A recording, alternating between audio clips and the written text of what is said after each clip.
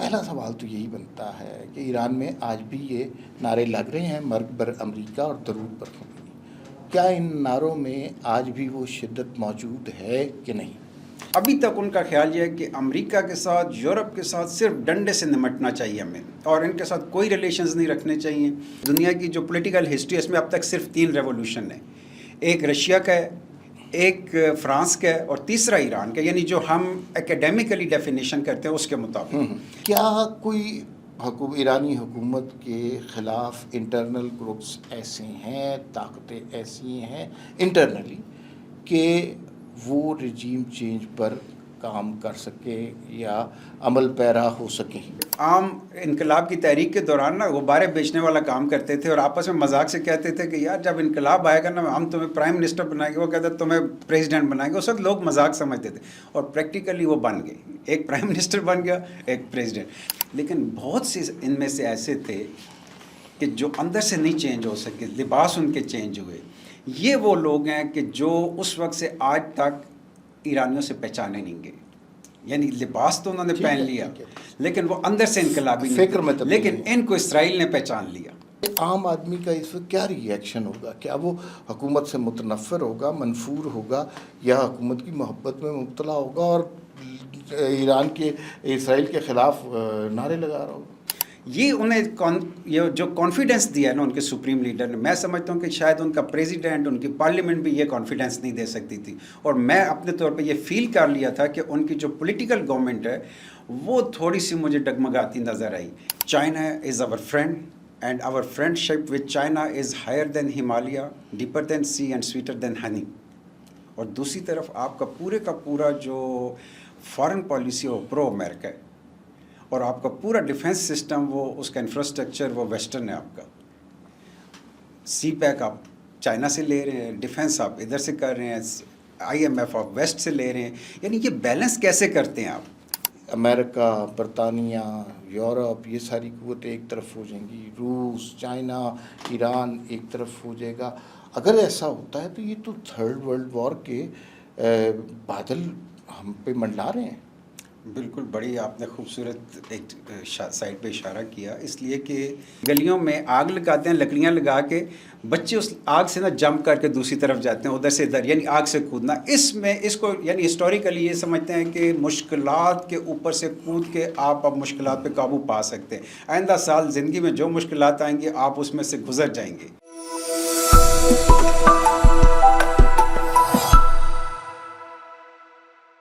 ناظرین السلام علیکم. وی نیوز ایکسکلوسیو کے ساتھ آپ کی خدمت میں حاضر ہیں. جیسا کہ آپ کو پتہ ہے کہ اس پروگرام میں ہم آپ کی ملاقات بڑی نادر، معروف اور قابل قدر شخصیات سے کراتے ہیں، اور مختلف طرح کے مہمان آتے ہیں. آج ظاہر ہے جو مہمان ہم نے بلائے ہیں وہ ان شرائط پہ تو پورا اترتے ہیں، لیکن کرنٹ افیئرز کے حوالے سے بھی ان کی موجودگی یہاں پر بنتی ہے. دنیا میں صرف اس وقت ایک خبر ہے، اور اسی خبر کے حوالے سے تبصرے تجزیے ہو رہے ہیں، اور وہ خبر جو ہے اور وہ جو واقعہ ہے وہ ایران اسرائیل تنازع ہے. میرے جو دوست آج یہاں پر بیٹھے ہیں وہ میرے لیے بہت قابل قدر اس لیے ہے کہ انہوں نے ایران میں تعلیم بھی حاصل کی اور تعلیم دی بھی. اس کے بعد یہاں پر قائد اعظم یونیورسٹی کے IR ڈپارٹمنٹ میں بھی تدریس کا کام کر رہے ہیں. اور یہ جو ایران اور خطے سے متعلق نالج ہے یا جو علم ہے اس کو ڈسیمینیٹ کرنا ان کی ذمہ داری لگی ہوئی ہے. میں بڑے احترام سے استقبال کرتا ہوں جناب قندیل عباس صاحب کا. آپ کا بے انتہا شکریہ کہ آپ نے وقت نکالا ہمارے لیے. بہت شکریہ عمار، آپ نے بڑے خوبصورت طریقے سے انٹروڈکشن کرایا. Thank you very much. اور کوشش کریں گے کہ آپ کے ساتھ جو گپ شپ ہو اس کو ہم اسی سطح پر رکھ کر کریں کہ جو آپ کی توقعات ہیں. اچھا قندیل صاحب، مجھے یہ بتائیے 70s کے اواخر کا زمانہ تھا اور اس میں ایران کی صورتحال بدل رہی، خطہ سارا بدل رہا تھا. بنگلہ دیش میں صورتحال بدل رہی تھی، افغانستان میں صورتحال بدل رہی تھی، پاکستان میں صورتحال بدل رہی تھی، ایران میں بھی صورتحال بدل رہی تھی. رضا شاہ پہلوی جو ہے وہ جا رہے تھے اور ایران سارا 2 نعروں کی وجہ سے گونج رہا تھا، ایک مرگ بر امریکہ اور ایک درود بر خمینی. پہلا سوال تو یہی بنتا ہے کہ ایران میں آج بھی یہ نعرے لگ رہے ہیں، مرگ بر امریکہ اور درود بر خمینی، کیا ان نعروں میں آج بھی وہ شدت موجود ہے کہ نہیں؟ دیکھیے بڑا خوبصورت سوال ہے، اور ظاہر ہے کہ مجھ جیسا بندہ جو سوسائٹی میں کچھ عرصہ گزار کے آیا ہے، وہ وہاں پر یہ چیز محسوس کر کے آیا ہے کہ انقلاب کے حامی بھی ہیں اور انقلاب کے مخالف بھی ہیں وہاں پہ، اور کس کس سطح کے لوگ حامی اور کس کس سطح کے مخالف ہیں۔ ایون اس وقت جو پرو ریولوشنری لوگ ہیں نا، آپ کو پتہ ہے کہ جنرلی ہم ان کو دو حصوں میں تقسیم کرتے ہیں۔ ایک کو ہم کہتے ہیں کہ وہ کنزرویٹو ہیں، دوسروں کو کہتے ہیں کہ وہ ریفارمسٹ ہیں۔ اب ریفارمسٹ جو ہیں وہ کچھ چینجز اور مزید چاہتے ہیں، کنزرویٹو جو ہیں وہ کہتے ہیں کہ بالکل جو امام خمینی کا کنسیپٹ تھا اسی کے مطابق انقلاب کو چلنا چاہیے۔ یہاں پہ آ کے جو ایران کو ڈیپلی نہیں انڈرسٹینڈ کرتے نا، وہ یہاں پہ کنفیوژن ایک بن جاتی ہے، کیونکہ کنزرویٹو جو ہے وہاں پہ شروع سے مائنارٹی میں رہے ہیں، یعنی وہ ڈائی ہارڈ لوگ ہیں جنہوں نے امام خمینی کے ساتھ کام کیا، اور اپنی انٹرپریٹیشن کے مطابق ان کا خیال یہ ہے، یعنی ہارڈ لائنر ہیں وہ، ابھی تک ان کا خیال یہ ہے کہ امریکہ کے ساتھ، یورپ کے ساتھ صرف ڈنڈے سے نمٹنا چاہیے ہمیں، اور ان کے ساتھ کوئی ریلیشنز نہیں رکھنے چاہیے، کیونکہ وہ امام خمینی کا ایون زندگی کے تو جو فرمائشات تھیں ان کے وہ الگ، لیکن وصیت نامے سے ایسی چیزیں نکال کے لے آتے ہیں کہ امام خمینی نے منع کر دیا تھا کہ شیطان بزرگ کے ساتھ یا بڑی طاقتوں کے ساتھ ہم نے مذاکرات کرنے ہی نہیں، گفتگو کرنی ہی نہیں ہے۔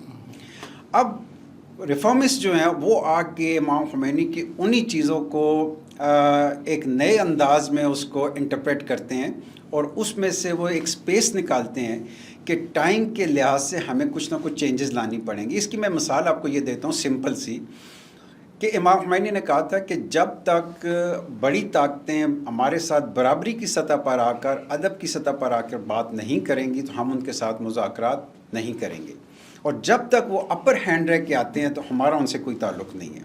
اور ہم نے دیکھا کہ امام خمینی کے اپنے زمانے تک کسی کو یہ یعنی موقع ہی نہیں مل سکے کہ امریکہ کے ساتھ مذاکرات کی بات کرے، یعنی 2015 تک، یعنی امام خمینی کی 1988 میں ڈیتھ ہوئی ہے، اس کے بعد بھی کتنا عرصہ گزرا ہے، یہ ریفارمسٹ اپنی انٹرپریٹیشن کے باوجود امریکہ یا یورپ کے ساتھ مذاکرات کے دروازے نہیں کھول سکے۔ اچھا، ایک آپ کی گفتگو سے یہ نقطہ ملا کہ جو کنزرویٹیوز ہیں وہ تعداد میں کم ہیں لیکن وہ حکمران ہیں، اور جو ریفارمسٹ ہیں وہ تعداد میں زیادہ ہیں لیکن ان کی چلتی نہیں ہے۔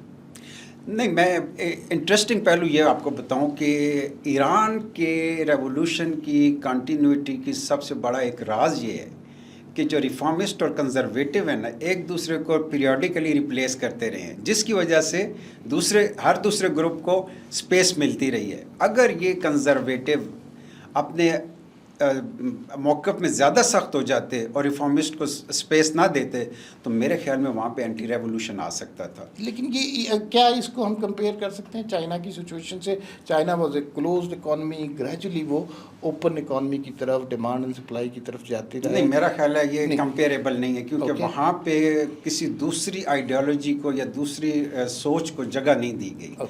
لیکن یہاں پہ دیکھیں، ہاشمی رفسنجانی کا جو زمانہ تھا ان کو ہم پراگمیٹک لیڈر کہتے ہیں، یعنی وہ پہلا ایک بندہ تھا، اس سے پہلے تک کنزرویٹو چل رہے تھے، یعنی پہلا پریزیڈنٹ تو تھا ہی، سمجھیں اینٹی ریولوشن تھا جو پہلا آیا تھا، بنی صدر جو مجاہدین خلق آرگنائزیشن سے اس کا تعلق تھا، لیکن پھر محمد علی رجائی اور باہنر آئے۔ اب جو ریولوشن کی اصل میں تھیریز ہوتی ہیں نا، اس میں تھوڑا سا آپ کو انٹرسٹ آئے گا اس میں، کہ ریولوشن کی تھیریز یہ ہوتی ہیں کہ جب بھی کوئی ریولوشن آتا ہے نا، کہ دنیا کی جو پولیٹیکل ہسٹری ہے اس میں اب تک صرف 3 ریولوشن ہیں، ایک رشیا کا ہے، ایک فرانس کا ہے، اور تیسرا ایران کا، یعنی جو ہم اکیڈیمکلی ڈیفینیشن کرتے ہیں اس کے مطابق۔ تو جب بھی کسی ملک میں ریولوشن آتا ہے، یعنی 100% چینج آتی ہے، تو انٹرسٹنگ بات یہ ہے کہ ریولوشن کے فوراً بعد جو ریولوشنریز ہوتے ہیں ان کی حکومت نہیں آتی، اس لیے کہ وہ ہوتے ہیں ایموشنل لوگ، انہوں نے لڑ بھیڑ کے، ان کا مین پرپز یہ ہوتا ہے کہ پچھلی حکومت کو ہم نے ہٹا دینا ہے۔ اور عام طور پہ یہ ہوتا ہے کہ جب یہ موومنٹ چل رہی ہوتی ہے تو اس دوران کچھ اپرچونسٹس ہوتے ہیں، موقع پرست جس کو ہم اردو میں کہتے ہیں، وہ جب فیل کرتے ہیں کہ حکومت تبدیل ہونے والی ہے تو وہ پرانے سسٹم سے نکل کر نئے سسٹم کی طرف اپنی وفاداریاں لے کے آ جاتے ہیں، لیکن ہوتے اپرچونسٹ ہیں۔ یہ میں آپ کو بتاؤں، یہ بہت اچھی تھیوری ہے اور مجھے اس کے علم نہیں تھا، اگر لیکن آج کل کے بنگلہ دیش کی اگر آپ صورتحال دیکھیں تو وہاں کچھ اسی قسم کا واقعہ ہو رہا ہے۔ اچھا، یہ جو ہم نے بحث شروع کی کنزرویٹیوز کی اور ریفارمسٹ کی، ایک ہی اس کا ظاہر ہے، اور یہ کوئی سوال کوئی انوکھا سوال نہیں ہے، کیا کوئی ایرانی حکومت کے خلاف انٹرنل گروپس ایسے ہیں، طاقتیں ایسی ہیں انٹرنلی کہ وہ رجیم چینج پر کام کر سکیں یا عمل پیرا ہو سکیں؟ دیکھیں، جو گفتگو میں نے کی نا کہ جب یہ اپرچونسٹ، پہلی حکومتیں اکثر اپرچونسٹ بناتے تھیں، یعنی ایران کے جو پہلے انٹرم پیریڈ کے پرائم منسٹر آئے ہیں مہدی بازرگان، اور جو پریزیڈنٹ آئے ہیں بنی صدر، یہ دونوں ریولوشنری نہیں تھے، نہ انقلاب سے تعلق تھا، لیکن عوام نے ان کو منتخب کیا، یہ ایکسپیرینسڈ پولیٹیشینز تھے، یہ آ گئے۔ لیکن پہلی سٹیپ پہ تو اپرچونسٹ آ جاتے ہیں، لیکن جب تھوڑا سا وقت گزرتا ہے اور اپرچونسٹ جو ہے وہ اپنی تھکاوٹ دور کر کے جب آنکھیں کھولتے ہیں، کہتے ہیں اوے یہ تو وہ دوسرے آ کے بیٹھ گئے ہیں، یہاں سے ان کی سٹرگل شروع ہوتی ہے اور وہ اپرچونسٹ جو ہوتے ہیں ان کو ہٹاتے ہیں۔ یہ پریکٹیکلی ایران میں بھی ہوا، پرائم منسٹر کو بھی ہٹایا اور پریزیڈنٹ کو بھی ہٹایا انہوں نے۔ اور جب خود آتے ہیں، یہاں پہ تھیری میں بتا رہا ہوں، جب وہ آ جاتے ہیں تو وہ چونکہ ان ایکسپیرینسڈ ہوتے ہیں، ملک کی حالت بگڑ چکی ہوتی ہے، ریولوشن نیا نیا آیا ہے، وہاں پہ اس وقت نہ اکانومی ہے، نہ سوسائٹی ہے، نہ کچھ ہے، تو اب جب وہ آ کے حکومت سنبھالتے ہیں تو جس گلی محلے سے اٹھ کے گئے ہوتے ہیں، جہاں پہ لوگوں نے خون دیا ہے، جہاں پہ جانیں دی ہوئی ہیں، اب ان کا خیال ہوتا ہے کہ اب ہمارے ریپریزنٹیٹیو آ گئے، انقلابی حکومت بن گئی، اب ہمیں روٹی بھی مفت ملے گی، نوکریاں بھی ملیں گی، ساری سہولتیں ملیں گی، لیکن ان کے پاس دینے کو کچھ بھی نہیں ہوتا۔ یہ وہ سٹیج ہوتی ہے کہ جب ایک کاؤنٹر نیریٹو پھر اپنا ڈومینیٹ کرنا شروع کر دیتا۔ بالکل یہی ہوا ایران میں کہ جب آپ کی گفتگو سے نا مجھے ایک بڑا پرانا افسانہ یاد آ رہا ہے، منٹو کا نیا قانون یاد ہے آپ کو؟ جی جی جی، بالکل یہ وہی صورتحال ہے، اسی طرح۔ جی جی ہاں۔ تو یہاں پہ آ کے جب ان کے اوپر جو میں نے بتایا نا، محمد علی رجائی اور جواد باہنر، اب یہ بالکل سمپل لوگ تھے، وہ اسکول ٹیچر تھا، اور جواد باہنر یہ عام انقلاب کی تحریک کے دوران نا غبارے بیچنے والا کام کرتے تھے، اور آپس میں مذاق سے کہتے تھے کہ یار جب انقلاب آئے گا نا ہم تمہیں پرائم منسٹر بنائیں گے، وہ کہتے تمہیں پریزیڈنٹ بنائیں گے۔ اس وقت لوگ مذاق سمجھتے تھے، اور پریکٹیکلی وہ بن گئے، ایک پرائم منسٹر بن گیا، ایک پریزیڈنٹ۔ تو اب اس صورت میں جب وہ یہاں پہنچے تو ان کے پاس دینے کو تو کچھ نہیں ہوتا۔ یہ وہ سٹیج ہوتی ہے کہ جہاں پہ پھر وہ لوگ چاہیے ہوتے ہیں کہ جو کام کو آگے بھی بڑھائیں اور سسٹم کے ساتھ بھی چل سکیں۔ اگر یہ نہ لوگ آئیں تو موسٹلی اینٹی ریولوشن آ جاتا ہے۔ میں سمجھتا ہوں جب جس سٹیج پہ میں بات کر رہا ہوں نا، ہاشمی رفسنجانی آئے، یہ بڑے سمجھدار اچھے پولیٹیشین تھے ایران میں، انہوں نے اس سسٹم کو سنبھالا اور مضبوط کیا۔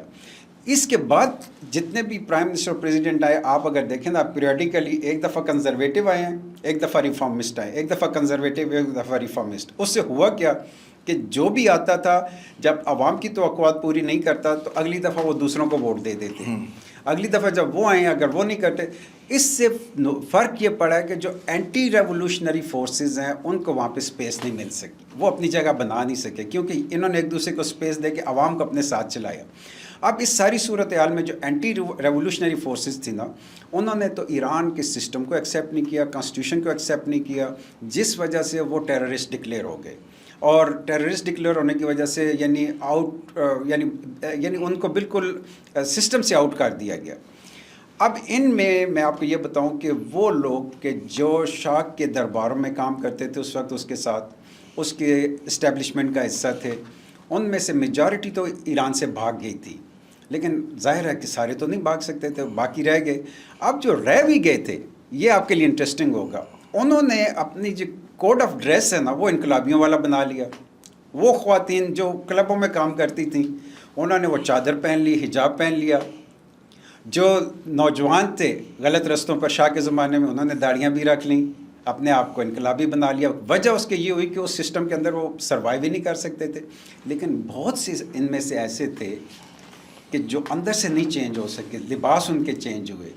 یہ وہ لوگ ہیں کہ جو اس وقت سے آج تک ایرانیوں سے پہچانے نہیں گئے۔ یعنی لباس تو انہوں نے ٹھیک ہے، پہن لیا ٹھیک ہے۔ لیکن وہ اندر سے انقلابی فکر میں نہیں تھے، تبدیلی لیکن نہیں۔ ان کو اسرائیل نے پہچان لیا، اوکے، ان کو پہچان کے ان کے نیٹ ورکس بنائے وہاں پہ، امریکہ نے اور اسرائیل نے پہچانا ہوا تھا ان کو لے کے وہ آگے بڑھنا چاہ رہے تھے۔ اب یہاں پہ جو آپ کا سوال تھا، میں آپ کو یہ بتا دوں کہ ان کی مس کیلکولیشن یہ ہوئی ہے کہ یہ اس طرح کے جو اینٹی ریولوشنری لوگ ان کے پے رول کے اوپر تھے، ان کو انہوں نے کیلکولیٹ یہ کیا کہ بس یہ ہمارے ہاتھ میں ہیں، یہ اتنے بڑے بڑے کام کریں گے، اس کے بعد ہم نئی حکومت بنائیں گے، لیکن یہ ان کی پاپولیشن کا 1% بھی نہیں بنتے۔ یہ ان سے مس کیلکولیشن ہوئی ہے۔ یعنی اس وقت دیکھیں جو لوگوں نے ان کی ٹاپ ملٹری لیڈرشپ کو مار دیا، ٹھیک ہے وہ اندر رہتے تھے، مار دیا، ابھی تک وہ ایسے کام کریں، لیکن جب فلٹریشن شروع کیا ابھی اسی 2 ہفتوں میں، ان کی میجارٹی کو انہوں نے پکڑ لیا ہے ایرانیوں نے، کیونکہ ظاہر اس سوسائٹی میں رہتے ہیں۔ لیکن 99% میں کہہ رہا ہوں کہ اس وقت وہ لوگ ہیں کہ جو اپنی حکومت کے اگینسٹ نہیں جانا چاہتے۔ اچھا، ایک اس میں نا مجھے آپ کی گفتگو سے، آپ چونکہ بہت لائق آدمی ہیں، فائق آدمی ہیں، تو مجھے بعض اوقات یوں لگتا ہے جب بھی کسی میں لائق آدمی کا انٹرویو کرتا ہوں، ہمارا میڈیا بہت زیادہ دانش کی گفتگو سے احتراز فرماتا ہے، تو وہ کہیں نا ہم کوشش کرتے ہیں کہ کہیں غلطی سے بھی کوئی عقل کی بات نکل نہ جائے۔ آپ نے تو بہت ساری باتیں کی، لوگ نا ہمارا ویورز کا ٹیمپرامنٹ یہ ہے کہ ہاں یا نہ میں جواب دیں، ٹھیک ہے نا؟ یہ وہ تو آپ کے خیال میں رجیم چینج ہو رہی ہے کہ نہیں ہو رہی؟ میں بالکل نہیں سمجھتا۔ اچھا، بالکل ٹھیک ہے۔ ایک اور بات، اسرائیل نے بڑے مظالم کیے اور دیکھیے کہ ایک پوری فوج کی کمانڈ کو قتل کر دیا گیا، اور اس کے بعد آپ نے دیکھا کہ سائنسدانوں کو جو جوہری پلانٹ میں تھے ان کو مار دیا گیا، پھر اب آیت اللہ صاحب کو بھی قتل کرنے کی دھمکیاں دی جا رہی ہیں۔ اچھا، یہ کسی بھی ملک کے لیے اور ملیٹریلی ہمیں لگ رہا ہے کہ اسرائیل کا پلہ بھاری ہے، ظاہر ہے ان کے پاس اکوپمنٹ، اس کا افیکٹ ایرانیوں پہ کیا ہو رہا ہوگا؟ لوگ کہتے ہیں کہ بڑی ریزیلینٹ قوم ہے، لیکن آپ کے اوپر اتنا ظلم ہو رہا ہے اور اتنی بڑی طاقت آپ کے اوپر بمباری کر رہی ہے، تو وہاں پہ عام آدمی کا اس وقت کیا ری ایکشن ہوگا؟ کیا وہ حکومت سے متنفر ہوگا، منفور ہوگا، یا حکومت کی محبت میں مبتلا ہوگا اور ایران کے اسرائیل کے خلاف نعرے لگا رہا ہوگا؟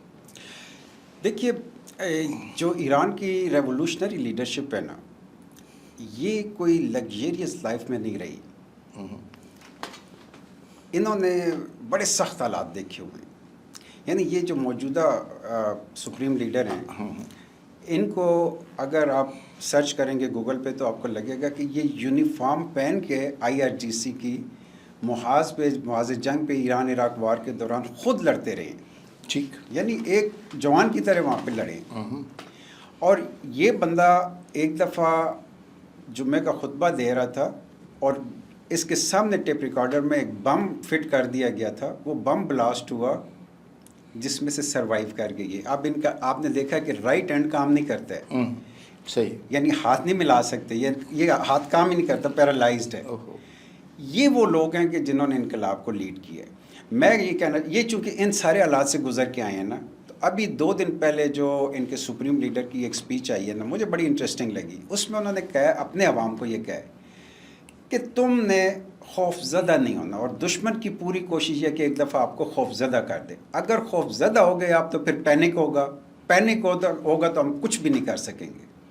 اور ساتھ انہوں نے یہ وعدہ کیا کہ آپ سے صرف توقع یہ کہ آپ خوف زدہ نہ ہو، باقی ہم سے جو توقع رکھتے ہیں کہ ہم نے جہنم کے دروازے اسرائیلیوں کے لیے کھولنے ہیں، اور اس دفعہ ان کو سبق ایسا سکھانا ہے کہ آپ کو تو بچانا ہی بچانا ہے ہم نے، لیکن دنیا دیکھے گی کہ وہ جو 75 سال سے تقریباً دنیا کی 20 جنگیں انہوں نے لڑیں، اور ہر جنگ میں اپنے آپ کو کہتے ہیں ہم انٹچیبل ہیں، انڈیفیٹیبل ہیں، اس دفعہ ہم ان کو ثابت کریں گے کہ وہ ہیں کیا۔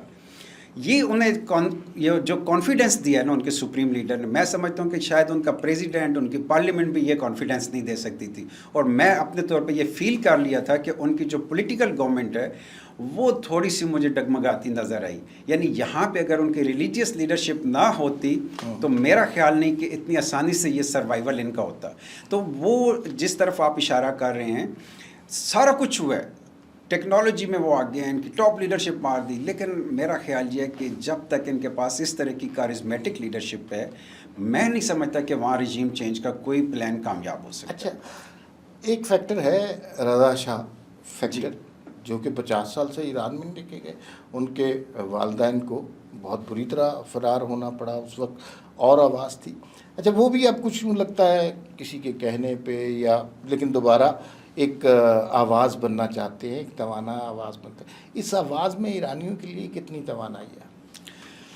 اب ایک آپشن ہے ضرور. آپشن ہے، یہ آپشن ہے بالکل. وجہ اس کی یہ ہے کہ یعنی اس کے علاوہ کوئی اور آپشن ہے ہی نہیں. اس لیے میں کہہ رہا ہوں یہ ایک آپشن ہے. اچھی بات. کیونکہ جو میں نے ابھی آپ کو اشارہ کیا نا کہ ایران کے اندر جو اپوزیشن ہے وہ آپس پہ لڑائی جھگڑا ان کا کس پہ ہے؟ ایران کے اندر کی اپوزیشن کی میں بات کروں. یہ تو باہر بیٹھے ہوئے ہیں نا، ایران کے اندر 50 سال سے گئے ہی نہیں. ٹھیک، ان کا پورا خاندان اپنا پیسہ سونا سب کچھ لے کے بھاگ آیا تھا. جی. اور عام ایرانی ان سے شدید نفرت کرتا ہے. اوکے. وہ اس وجہ سے کہ انہوں نے دیکھا کہ یار یہ اگر یا تو یہاں رکتے لڑتے پھر مارے جاتے کچھ فائٹ کرتے، یہ تو اپنا پیسہ لے کے وہاں سے بھاگ گئے تھے اس وجہ سے. لیکن جو وہاں موجود ہے اپوزیشن، اس کی لڑائی اس بات پہ صرف ایک کہتے ہیں کہ انقلاب کو پیار اور محبت سے، ڈائلاگ سے، مذاکرے سے آگے بڑھانا چاہیے. دوسرے کہتے ہیں نہیں، ڈنڈے سے، پاور سے، اسٹرینتھ سے آگے بڑھانا چاہیے. لیکن دونوں انقلاب کو آگے بڑھانا چاہتے ہیں. انقلاب کے اگینسٹ کوئی نہیں ہے، یا انقلاب سے ڈائیورٹ ہو کے کوئی نہیں چلنا چاہتا. یہ مس کیلکولیشن ہے. اگر رضا شاہ کے بیٹے آتے ہیں یہاں پہ تو دیکھیں ابھی وہ نیتن یاہو سے مل کے آ رہے ہیں، اور نیتن یاہو کی پلیٹ میں رکھی ہوئی حکومت جب وہ لے کے آئیں گے، میرا خیال ہے وہ جولانی سے کم ان کی کنسیڈریشن نہیں ہوگی کہ جس کے سر کی قیمت $10 ملین لگی ہوئی تھی. امریکہ کہتا تھا جی جو محمد اشرا یا جولانی کا صرف ایڈریس بھی بتائے گا اس کو ہم $10 ملین دیں گے. اور وہ بندہ CNN پہ بیٹھ کے انٹرویو دے رہے، اور اس بندے کو آپ شام کا پریزیڈنٹ بنا دیتے ہیں. اب یہ صورتحال جو ہے نا کہ اب کتنا عرصہ جولانی وہاں پہ چلے گا، کتنا پاپولر ہے، یہ تو وقت بتائے گا. ٹھیک ہے. اسی طریقے سے میں سمجھتا ہوں کہ اگر وہ کسی بھی طریقے سے اگر رضا شاہ کے بیٹے کو لے ہی آتے ہیں، شاید امپوز کر دیا جائے، لیکن 1% پاپولیشن بھی ان کے ساتھ چلنے والی مجھے نہیں نظر آتی. بالکل صحیح ہے. اچھا یہ تھوڑا سا بتائیے، اور آپ کے علم سے استفادہ کرنا چاہتے ہیں. ظاہر ہے آپ نے خطے کے بارے میں پڑھایا ہے، ایران میں قیام کیا، یہاں یونیورسٹی میں انٹرنیشنل ریلیشنز پڑھا رہے. پاکستان بڑی پیکیولر سچویشن میں ہے اس وقت. ظاہر ہے ایران کے ساتھ ہمارا برادر ملک ہے، ہماری تمام تر ہمدردیاں اس کے ساتھ ہیں. اسرائیل کے ساتھ ہماری کوئی ہمدردی نہیں ہے. لوگ نفرت کرتے ہیں، مذہبی جماعتیں ذرا سی کوئی چیز ہو تو جلوس نکل کے موٹر سائیکل چلا دیتی ہیں. پاکستان کو کیا کرنا چاہیے اف یو آر، اگر آپ کسی ایسی پوزیشن میں ہوں جہاں مشورہ دے سکیں؟ کیا ہم درست جا رہے ہیں؟ کچھ چینج کرنے کی ضرورت ہے؟ دیکھیے میرا خیال ہے بہت خوبصورت فارن پالیسی پاکستان نے اڈاپٹ کی ہوئی ہے، اور بہت سی میں اور دنیا کی یونیورسٹیوں میں جاتا ہوں، جب امریکہ گیا ہوں یا اور کئی ملکوں میں جب جاتے ہیں تو وہ حیرت سے ہمیں یہ سوال کرتے ہیں کہ یہ کیسے ممکن ہے کہ آپ ایک طرف کہتے ہیں کہ China is our friend and our friendship with China is higher than Himalaya, deeper than sea and sweeter than honey, اور دوسری طرف آپ کا پورا جو فارن پالیسی وہ پرو امریکہ ہے، اور آپ کا پورا ڈیفنس سسٹم وہ اس کا انفراسٹرکچر وہ ویسٹرن ہے. آپ کا سی پیک آپ چائنا سے لے رہے ہیں، ڈیفنس آپ ادھر سے کر رہے ہیں، IMF آپ ویسٹ سے لے رہے ہیں. یعنی یہ بیلنس کیسے کرتے ہیں آپ؟ ایٹ دا سیم ٹائم آپ سعودی عرب سے اتنے ریلیشن اچھے آپ نے بنائے ہوئے ہیں، عربوں سے اچھے ریلیشن ہیں، ایران کے ساتھ بھی آپ کے بہت اچھے ریلیشنز ہیں. یہ میں سمجھتا ہوں ڈپلومیسی میں ایک خوبصورتی ہوتی ہے کہ آپ بیلنس کیسے کرتے ہیں. اگر مزید اس کو دیکھنا ہے تو آپ چائنا کی پالیسی دیکھیں. یعنی چائنا کے ہم سے زیادہ ریلیشنز انڈیا کے ساتھ ہیں، اس کی انویسٹمنٹ. ایران کے ساتھ بھی ریلیشن ہے اور اسرائیل کے ساتھ بھی ہیں، سعودی عرب کے ساتھ بھی، جو آپس میں رائیول پاورز ہیں، لیکن سب کو وہ بیلنس کر رہے ہیں. میرا خیال یہ کہ ہمیں اپنا نیشنل انٹرسٹ دیکھ کے آگے بڑھنا ہوگا. ماضی میں ہم نے یہ نہیں دیکھا، بہت بڑی غلطیاں ہوئی، خاص طور پر افغانستان کے معاملے میں جو ہم انٹر ہوئے وہاں پہ آج تک ہماری سوسائٹی اسٹیبلائز نہیں ہو سکی. اور اس کے کہ آپ چاہتے ہیں کہ ہمیں ملیٹریلی اس جنگ میں نہیں کودنا چاہیے کسی بھی قیمت پر؟ میں کہہ رہا ہوں کہ اگر ہمارے نیشنل انٹرسٹ کا جب تک جس چیز کا تقاضا ہوتا ہے اس کے اوپر جانا چاہیے. اس میں آپ یہ 2-3 میں آگے آپشن آپ کو بتانے والا ہوں. سب سے پہلی بات یہ ہے کہ ہمیں ایران کے مسئلے میں ان کی صرف اور صرف ہم سے توقع یہ ہے کہ 909 کلومیٹر بارڈر جو بلوچستان میں ہمارا ایران کے ساتھ لگتا ہے، یہ بارڈر سیف ہونا چاہیے، ادھر سے ایرانیوں کو کوئی تھریٹ فیل نہ ہو. وہ کہتے ہیں کہ باقی ہم خود نمٹ لیں گے، ادھر سے صرف تھریٹ فیل نہ ہو. ہم میرا خیال ہے یہ کام کر سکتے ہیں، کیونکہ بہت سے ہمارے دشمن جو ہیں اس وقت اس کوشش میں رہے ہیں. یہ میرا ایک اپنا ایک پرسپیکٹیو ہے پچھلے 20 سالوں سے، وہ یہ ہے کہ آپ کی ایک طرف انڈیا ہے، ایک طرف افغانستان کو انہوں نے بٹھا دیا، یعنی آپ کا مخالف کر دیا ہے. یہ دونوں سائڈوں سے آپ گھرے ہوئے ہیں. صرف ایک سائڈ ہے جہاں پر ہم نے کبھی ایک فوجی بھی ڈیپیوٹ نہیں کیا تھا، یعنی ایران کے بارڈر پہ، کیونکہ نہ کوئی ہمارا ڈائریکٹ بارڈر کانفلکٹ ہے، نہ اور کوئی مسئلہ تھا. ایرانیوں سے میں نے پوچھا تو انہوں نے کہا کہ 909 کلومیٹر پہ ہمیں کبھی ادھر فوج لگانی پڑی نہیں. ابھی ریسنٹلی جب ہمارے انڈیا کے ساتھ مسئلے ہوئے تو ایرانیوں نے، میری انفارمیشن یہ ہے کہ پاکستان کو کہا کہ اس بارڈر پہ اگر کوئی تھوڑے بہت فوجی ہیں وہ بھی لے جائیں، ہم اس کو سنبھال لیں گے، فکر نہ کریں آپ. 65 میں جب جنگ تھی انڈیا کے ساتھ، ہمارے جو ایروپلین تھے وہ فیولنگ کے لیے بھی اور سیف کرنے کے لیے بھی ایران کے ایئرپورٹس پہ چلے گئے تھے.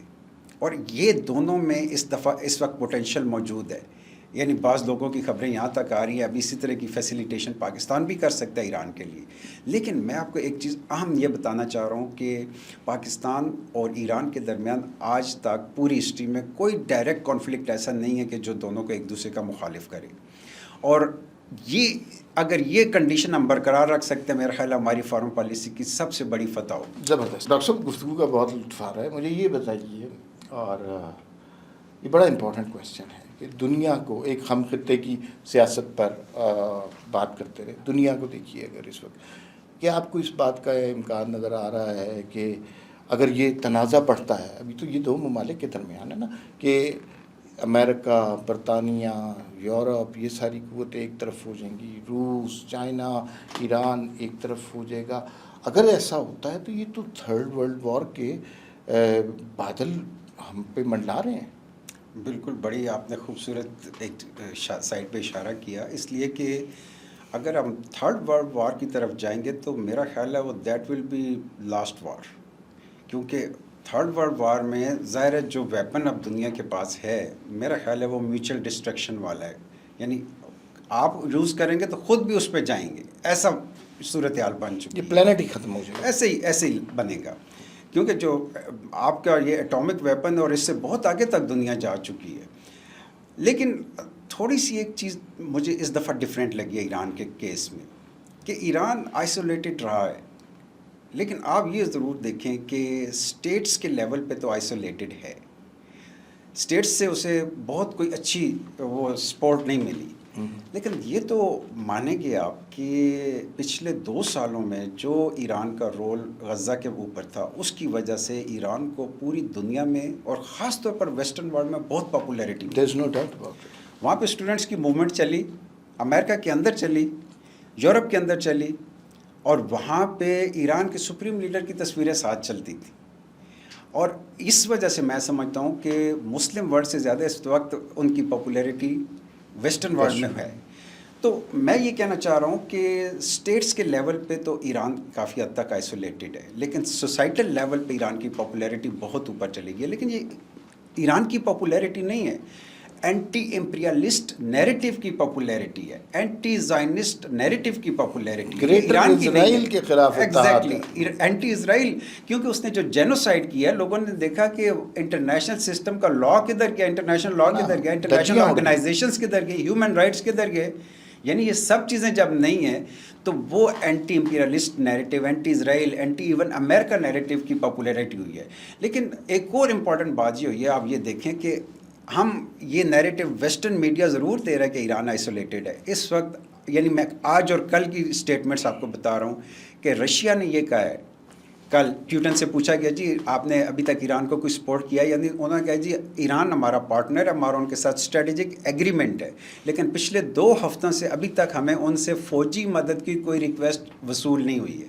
یعنی اس کا مطلب کیا ہے کہ ابھی تک وہ سیلف سفیشینٹ ہے، اور اگر ان کی کوئی ریکویسٹ آتی ہے تو ہم اس میں شامل ہو جائیں گے. پھر 3 اسٹیٹمنٹ مجھے بڑے امپورٹنٹ لگے ہیں. ایک تو رشیا نے امریکہ کو یہ کہا ہے کہ جناب آپ جنگ میں کودنے کی کوشش نہ کیجیے گا، حالات خطرناک ہو جائیں گے.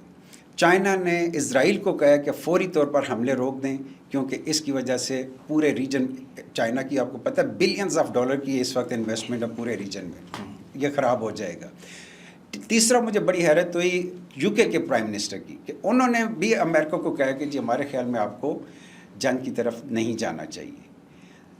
آپ دیکھیں کہ پہلی دفعہ ہوا ہے کہ پاکستان تو ایران کے ساتھ کھڑا ہے، لیکن سعودی عرب نے اور کئی اور عرب ممالک نے بھی ایران کے اوپر جو اسرائیلی اٹیک ہے آفیشیلی اس کو کنڈیم کیا، مذمت کیے بڑے سخت الفاظ۔ آپ مجھے بتائیں کہاں سے آئسولیٹڈ ہے ایران؟ بالکل صحیح، اس کے مقابلے میں آپ دیکھیں اسرائیل کے در اسرائیل آئسولیٹڈ ہے۔ ہاں اچھا سر، آپ استاد ہیں اور میرے استاد نہیں ہیں، لیکن استاد کا احترام ہوتا ہے، استاد محترم ہوتا ہے، تو بعض اوقات نا آپ گفتگو میں بہت ساری چیزوں کو کوزے میں بند کر دیتے ہیں، وقت کی قلت ہے۔ ایک سوال جو جس کو ہم کنکلوڈنگ کویسچن کہیں گے کہ ہم نے خطے کی صورتحال کو ڈسکس کیا، ایران، اسرائیل، آئسولیشن، دنیا، یہ وہ، انقلاب، رجیم چینج، سارے موضوعات ہو گئے، لیکن ایک پروفیسر کے طور پہ، ایک صاحب علم شخص کے طور پہ، ایک استاد کی حیثیت سے، ایک تجزیہ کار کی حیثیت سے، اگلے 10-15 دن میں اس قضیے کو آپ کس موڑ کی جانب جاتے دیکھ رہے ہیں؟ دیکھیے ایران جو ہے نا، ایرانی 2500 سال پرانی شہنشاہیت تھی، اور وہ بڑا پراؤڈلی کہتے ہیں کہ، یعنی ویسے ہسٹورین بھی کہتے ہیں کہ ایرانی جو ہیں وہ ارتھ کے اوپر پہلے انسان تھے، اور پھر جتنی پرانی ان کی، میں 2500 سال پرانی شہنشاہیت کہہ رہا ہوں، اس کے اوپر ایرانی اپنے آپ کو بڑا پراؤڈ فیل کرتے ہیں، حالانکہ ریولوشن آ گیا، اب شہنشاہیت سے تو تعلق ہی نہیں۔ لیکن ایک انٹرسٹنگ اسپیکٹ آپ کو بتاؤں کہ جو ایران کا نیشنلزم ہے نا، وہ ریولوشن کے بعد اس کو بڑا ڈسکریج کرنے کی کوشش کی گئی، یعنی جو ان کے ہسٹوریکل ایونٹس تھے، سیلیبریشنز تھیں، خاص طور پہ آپ دیکھیں نوروز، جشن نوروز، اس کا ڈائریکٹ اسلام سے تو کوئی تعلق نہیں ہے، یہ اسلام سے پہلے کا ایک سیلیبریشن چلتی ہوئی آ رہی ہے۔ اس کے اوپر ایران میں شاہ کے زمانے میں 1 مہینہ لوگ چھٹی کرتے تھے، سال میں 1 مہینہ۔ ایک مجھے بتا دیں، اور یہ میں ایک اسٹوڈنٹ کی طرح کوشچن، یہ نوروز ہے نوروز ہے؟ اس کو جب پاکستانی ایکسنٹ میں بولیں گے تو نوروز ہے، ورنہ نوروز، لیکن پرشین ایکسنٹ میں بولیں گے تو جب بھی واو آئے گا، واو سے پہلے جو بھی لفظ آئے گا اس کے اوپر پیش لگانی پڑتی ہے، نوروز، اور یہ جب بھی آئے گا، یہ اس سے پہلے لفظ جو بھی آئے گا اس کے نیچے زیر لگانی پڑتی ہے، معذرت میں ٹھیک ہے، نہیں یہ میں نے ایسی، جیسے میز ہے نا، ہاں، اس کو فارسی میں بولیں گے تو میز بولیں گے، میز بولیں گے، ٹھیک تو یہ میں نے ویسے سوال کر دیا، میں اپنی نالج کے جی۔ لیے۔ اچھا آپ بتا رہے تھے 1 مہینے تک جشن منایا کرتے تھے۔ اب انہوں نے ریولوشن کے بعد مولویوں نے یہ کہا جناب اب بس 2-3 دن چھٹی کر لیا کریں، اور 2-3 دن تو ایرانیوں کو سمجھ ہی نہیں آتی، کیونکہ ان کا ایک نوروز کہتے ہیں 21 مارچ کو شروع ہوتا ہے، یہ ہر سال 21 مارچ کو، یعنی ان کا اول فروردین کہتے ہیں، یعنی ایرانی سال کا پہلا دن ہے، پہلا مہینہ فروردین اس کا نام ہے، اس کا پہلا دن ہوتا ہے، اور یہ بہار کا بھی پہلا دن ہے 21 مارچ۔ تو ان کا جو اس سے پہلے والا بدھ آتا ہے نا، اس کو چارشنبہ کہتے ہیں، چارشنبے سوری، تو اس میں انہوں نے ایک رسم ہے کہ گلیوں میں آگ لگاتے ہیں، لکڑیاں لگا کے بچے اس آگ سے نا جمپ کر کے دوسری طرف جاتے ہیں، ادھر سے ادھر، یعنی آگ سے کودنا۔ اس میں اس کو یعنی ہسٹوریکلی یہ سمجھتے ہیں کہ مشکلات کے اوپر سے کود کے آپ اب مشکلات پہ قابو پا سکتے ہیں، آئندہ سال زندگی میں جو مشکلات آئیں گے آپ اس میں سے گزر جائیں گے، ایک رسم بنی ہوئی ہے۔ اب اسی طرح یہ جو رسم ابھی بھی ہوتی ہے، وہاں کی پولیس آتی ہے گلیوں میں پھر کے، جو کر رہے ہوتے تھے شروع میں اتنی سختی انہوں نے کہ لوگوں کو اریسٹ کر کے لے جاتے تھے، لیکن وہ اسی کلچر کے لوگ ہیں نا، اب بھی وہی پولیس ہے، ان کے اپنے بچے، ان کے اپنے گھر والے بھی، مولویوں کے گھر والے بچے بھی یہی کام کر رہے ہوتے تھے، آخر میں ان کو پیچھے ہٹنا پڑا۔ یعنی اب میں چونکہ رہ گیا، میں نے دیکھا کہ جب وہ پولیس آتی ہے آنے سے پہلے سائرن بجاتے ہیں، اگر گلی میں کوئی آئے تو بچے اندر چلے جائیں، وہ گزر جاتے ہیں اور دوبارہ آ کے اپنی رسمیں شروع کر دیتے ہیں وہ۔ اب مقصد کہنے کا یہ ہے کہ وہ جو 1 مہینے کی ہوتی تھی، 13 دن تک تو ان کے گھروں میں وہ دسترخوان بچھتا ہے نوروز کا، اس کے اوپر وہ 13 دن تک 7 ایسی چیزیں پڑی ہوتی ہیں جو سین سے جن کا نام شروع ہوتا ہے، سفرہ حفصین کہتے ہیں، سفرہ دسترخوان کو کہتے ہیں۔ اب میں یہ مثالیں آپ کو اس لیے دے رہا ہوں، اس کی ریچولز اس لیے بتا رہا ہوں کہ بظاہر اس کا اسلام سے کوئی تعلق نہیں، انقلاب سے کوئی تعلق نہیں، لیکن ان کی جو ہسٹری ہے، ان کی سویلائزیشن ہے، اس کو مولوی بھی آ کے نہیں روک سکے۔ اس بیس پہ میں یہ سمجھتا ہوں کہ ایرانی جو جتنے وہ نیشنلسٹ ہیں، ان کو ڈیل کرنے کا سائیکلوجیکل طریقہ نہ امریکہ کو سمجھ آیا، نہ یورپ کو سمجھ آیا، اسرائیل کو تو خیر بالکل ہی نہیں سمجھ آیا، کیونکہ ان کی مس کیلکولیشن ہے۔ اگر یہ جو کچھ کرنا چاہ رہے ہیں ایرانیوں کے ساتھ اس طرح کرنا چاہیں گے تو مجھے 1% بھی یہ نہیں نظر آتا وہاں تبدیلی کوئی آئے گی۔ ہاں، ایرانی کے ساتھ کوئی بات کرنی ہے آپ نے، اس کی رسپیکٹ رکھ کے کریں گے، اس کو اسی حساب سے آپ بات کریں گے تو آپ سب کچھ اس سے منوا سکتے ہیں۔ لیکن جو ابھی صورتحال ہے، مجھے لگتا یہ ہے کہ جو اس وقت اینٹی ریولوشنریز بھی ہیں نا، وہ مجھے ایسا نظر آ رہا ہے کہ آخر میں انقلابی حکومت کے ساتھ کھڑے ہوں گے، اس لیے کہ وہ اپنے لیے میرے کئی دوست ہیں، میں ان کو جانتا ہوں کہ وہ 2-3 سال پہلے جب میں گیا ہوں تو میں ان کی جو فیلنگز دیکھی تھی وہ اینٹی گورنمنٹ باتیں کرتے تھے۔ ابھی جب میں نے ان سے پوچھا تو وہ کہہ رہے ہیں کہ جی ہم نے گورنمنٹ سے کہا کہ ہمیں فوجی وردی دو، ہم آ کے کھڑے ہو کے لڑیں گے آپ کے ساتھ، یعنی وہی مطلب ہے دوست۔ کہ آپ کو یوں لگتا ہے کہ یہ تنازع جی اسی طرح چلتا رہے گا۔ بہت خوبصورت گفتگو رہی، بہت کچھ مجھے سیکھنے کا موقع ملا، آپ جیسے فائق لوگ کم ہی نصیب میں ہوتے ہیں۔ میں نے جو گفتگو سے نتیجہ نکالا، اگر میں اس کو سمرائز کر سکوں، کہ جس قوم کے بچوں کا کھیل آگ سے کھیلنا ہے نا، تو اس کو شکست دینا تو بہت مشکل کام ہے۔ تو یہ ان کی جوانوں میں بھی ہے، ان کی لیڈرشپ میں بھی ہے، ان کی قیادت میں بھی ہے۔ تو یہ اتنا ستر نوالا اسرائیل کے لیے ایران نہیں ہو سکتا۔ دنیا کے حالات بھی اس سے کشیدہ تر ہوتے جا رہے ہیں۔ اگر ختم کرنے سے پہلے ایک انٹرسٹنگ چھوٹی سی اسی اسپیکٹ سے میں ایک چیز بتاؤں کہ کس قوم سے وہ لڑ رہے ہیں۔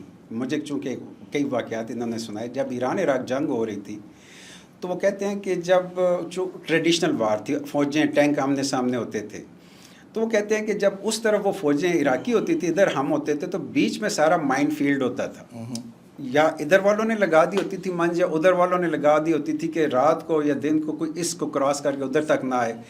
تو اب جب انہوں نے کوئی آپریشن کرنا ہوتا تھا نا، تو اس میں سے نا ایک ٹریک کھولنا ہوتا تھا پہلے، یہ فوجی حکمت عملی کا حصہ ہے۔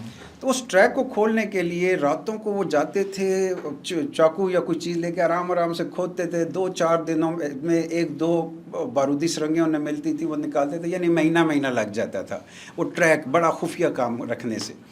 لیکن یہ کہتے ہیں کہ جی یہ تو طریقہ ٹریڈیشنل یہ تھا، ہم نے ایک دن کھڑے ہو کے کہا یار یہ مسئلہ ہے، تو 15 نوجوان کھڑے، انہوں نے کہا جی آپ کو ہم زیادہ سے زیادہ 1.5-2 منٹ میں کھول دیتے ہیں یہ ٹریک۔ انہوں نے کہا کیسے کھولیں گے؟ انہوں نے کہا جی ہم اس کے اوپر کود جائیں گے، ہمارے جسم کے پرخچے اڑ جائیں گے، اور جب گریں گے تو پچھلا بندہ دوسرا آئے گا، ہماری ڈیڈ باڈیز کے اوپر جسم کے ٹکڑوں پہ پاؤں رکھے گا، اس سے آگے آئے گا، اس سے اگلا بندہ اس سے آگے آئے گا، تو 3-4 منٹ میں پورا ٹریک کھلے گا۔ جتنی دیر میں دشمن سمجھ لے گا تو آپ کی فوجیں وہاں تک پہنچ۔ اس قدر شجی یہ وہ لوگ ہیں، اور یہ پریکٹیکلی کئی جگہوں پہ محاذوں پہ انہوں نے کر کے دکھایا ہے۔ ٹھیک ہے ڈاکٹر صاحب، آپ سے گفتگو اس وعدے کے ساتھ ہم ختم کرنا چاہتے ہیں کہ آپ ہمیں دوبارہ بھی وقت دیں گے اور ہم آپ کو زحمت دیتے رہیں گے۔